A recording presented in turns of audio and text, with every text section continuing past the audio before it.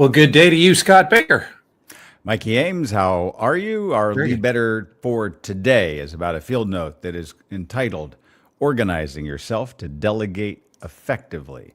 Now, we always hear about delegation, and I think the idea is you should be more effective. You should delegate to other people. And then we throw this whole organize yourself. You gotta like do some serious work to even be ready to get other people to do the work. Yeah. No, I like it. I like the idea that, your own self-organization is really the thing that allows you to be more effective otherwise. It's probably why in our platform that we focus on both competency and character Right, behaviors, right? Because your own self-competency, which is what most leaders probably work on and not necessarily the relationship side of things, you get those things lined out and then you're ready to be supercharged, Yeah. optimized, right? Now, do you recognize yourself in the scenario that the field note paints? I mean, this actually has more of a narrative flow than most of our field notes. It starts with the idea that it's a hypothetical situation. There's this Right. deliverable, a project. You've got a lot on your plate, so that's a couple weeks out. So you don't really put a lot of work into organizing the calendar around all the steps in it. And then a couple of days ahead of time, you start getting a little nervous, and pretty soon it's the deadline and you're overwhelmed. And now it's actually too late to delegate. Yes. My younger self recognizes it fondly. This was me in college in a lot of ways. Yeah, right. But not so much anymore. It is interesting, though. I read this last night before it was scheduled to go out for this morning. And I just kind of sat with it. I didn't really process it in a way. But all night long, I dreamed about a marathon that I had Really? to plan. Yeah, it was. I don't know An why. actual marathon, like running? Our firm was hosting a marathon, Huh. and it starts The on admired Wednesday. marathon? I It kind of like the starts sounds of that. it starts Wednesday, Scott. It starts Oh, Wednesday. okay. Wednesday. All right. And it's my responsibility to get it all lined out. And so Yeah. I don't know if this just the opening couple sentences of this scenario just embedded in my head, but I had something to plan and I didn't plan any of it.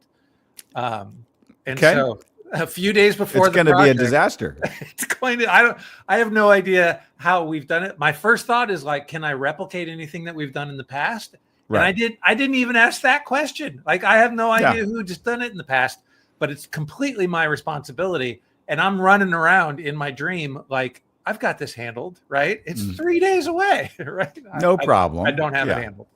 So this field note had put some subconscious thing into your mind. Something. And also, we do have our annual community conference, which is free for everybody, coming up on October 14th. And now, so you are 2 months away from You that. don't have to run. You don't have to run any of that. Yeah. Yes, right. It is interesting. Like we set up a tickler on the community conference file where we basically backtracked the way that we've done it over the last 5 years. Yeah. And so we know that what needs to happen on month 3, month 2, Sure. month 1. And so the team that kind of works to pull this off and to organize it has a tendency to want to get the communication out. So every year for the last 2 years, at this date, we're looking at what we should be sending out, and we're frantic. And then we look at the calendar of like what is due and what's the daily task and what's the weekly task. We're 2 weeks early. Like we Right. we didn't even realize we were 2 weeks early, but we kind of hit an alarm that says we need to get this out today. And then we Amazingly looked at efficient. it. Yeah. We've got time. So Which, by the way, I have the no community idea conference- where the dream came from. It's kind of For anybody that happens to be watching today or listening today, we're going to be talking about the exceptional insights of recruiting amazing talent, and that'll be a great theme for our conference. Just that's your tease. And no one has to run. There's no marathon. There's no running Not a half involved. 5K or anything like that. Yeah. Well, okay. So in the process of if you had more time to plan your admired marathon, Yes. you would have a sense, oh, that's a year away, or it's 6 months away, or it's 3 months away. Now, if you actually had a team that was doing this, but we all know that it's not the project like that. Like nobody would wait until the Sunday before the Monday or the Wednesday to play in the marathon. But we have lots of projects and things on our plate that are far down the ladder, right? But they still require a couple of steps, and so we all fall into this problem. Now, the field note talks about the way that good leaders sort of bucket their time, right? So we've got, tasks and priorities. And so there's some things you got to do today, some things you got to get done this week, some things you might be weeks or months away, and you're aware of that. And those things might drive your to-dos. And in fact, in our firm, we talk a lot about tracking. Like, what are the things that you're just being aware of? A this exists approach to your work and your life. And then you use those lists, in fact, to kind of drive your to-do list, and they hopefully make those smaller, because you've got like a good sense of the lay of the land. So in that step, this field note is particularly saying, oftentimes we think, here's this thing that's weeks away, that's important, and we think about the things that we need to do. Mm-hmm. But what we don't put on that list is thinking through, how can we become more effective through other people in the planning of that? Because that requires a couple additional cognitive steps to make that work. And that's what a lot of leaders leave off their lists. Right.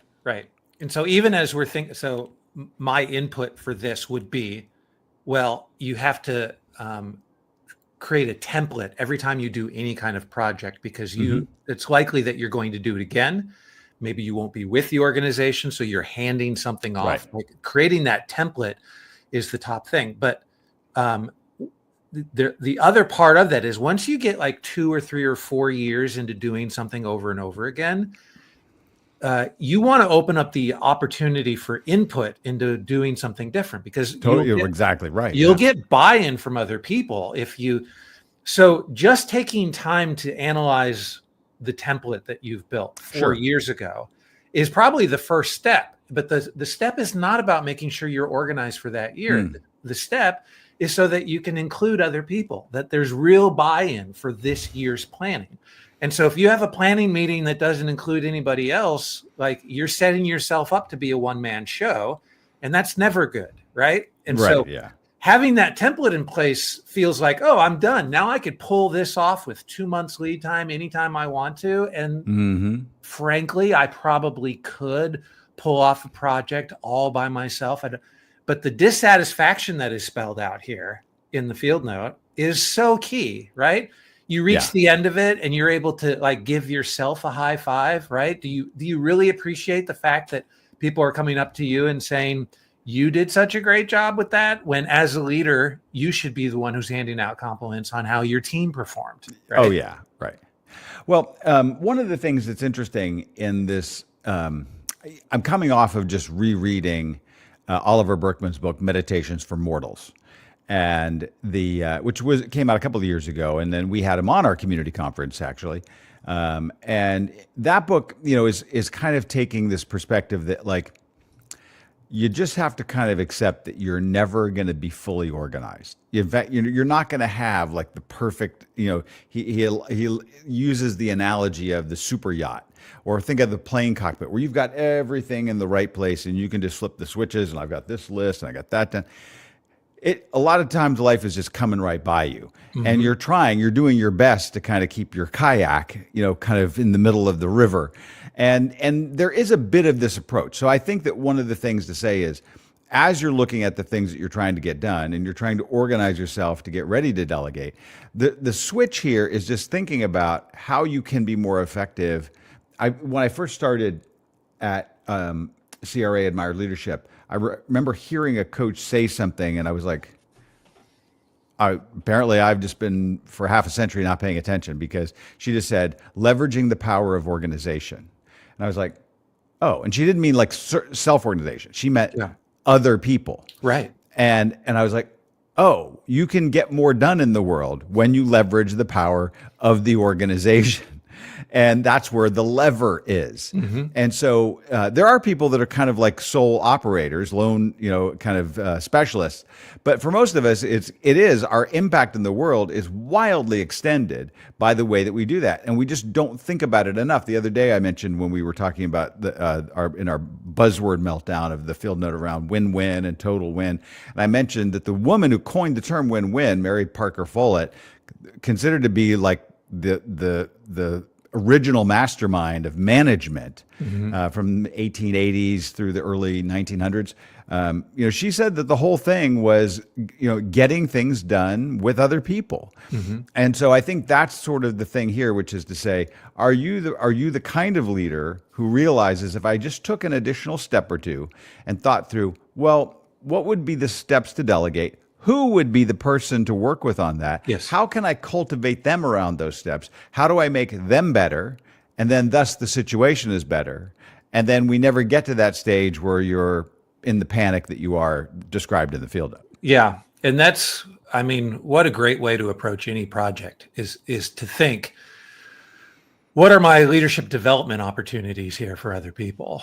Like every project could be processed that way, and it should be. Yeah. And probably the more that you pick your head up and look at projects in that way, sure, every once in a while you might have one where you're just like, I'm just going to knock this out real quick. But most of your projects should be development opportunities for other people. Well, I've joked about it, but I'm mostly serious when I say that a lot of people would be better off, instead of having a to-do list, to having a to-who list. Yes. So, and to actually be thinking about, and imagine if you just did that drill one day, where you didn't write down any tasks you had to do. You just wrote, here are the people that I need to interact with around whatever. Right. I'm going to text this person. I'm going to call this person. I'm going to send an email to this person. And you thought about them as the individuals they are, and you thought about the way of the orchestration of the day around both the effectiveness or the beauty or the subtlety or the nuance around those interchanges. And if that were the measure of your day, right, how would you feel about what you got done that day? Right. And if you look back and you go, well, I got the 8 things on my to-do list done. Would you feel better if you look back at that day and you thought about the people that you were involved with and how you together were either getting a new insight, moving a project forward, creating more clarity, just having fun talking about whatever, part of that strange TV show cult that you guys are in, that you have, that I don't want to even refer to, all of that. They're all part of the beauty of the day. Think about it that way. It might be a better way. You might end up having a more enjoyable life. Right. I'm thinking about projects in the way that I teach in my own home as well with the kids. And so one of the repeatable templates I've done 4 out of 6 times now, might be 5th here, is teaching my kids how to drive. Right. And so one of the things that I woke up to in between my first, and so my first son didn't get this tutorial. He missed. You learned this later. Right. Was that teaching them to change a tire needs to be included in this. Oh, right. Yeah. Right. And so it's always a driveway explanation first. And then the second step is like this real world. And so I thought for a little bit, like creating a scenario where they have to pull over to the side of the road and change a tire in kind of a frantic way is a lesson that all by itself, you can't really do that. But we do have this somewhat abandoned road not far from our house that I pull off of in a surprising way each time with all of our kids. And I'm like, the tire's flat. You need to put the spare on. And then I shut up. Like, I don't do anything else. I'm not, and so they'll ask me a question. I'm like, I'm not here. Wow. You might be able to call somebody, but I'm not here. Right. And they all love it. Now, the ones who isn't their first thing to be like, well, where's the AAA card? Right. My daughters especially love it the most. And I just received a great compliment just last week from my daughter, who is now changed for her friends, probably several tires, right? And she's the go-to one.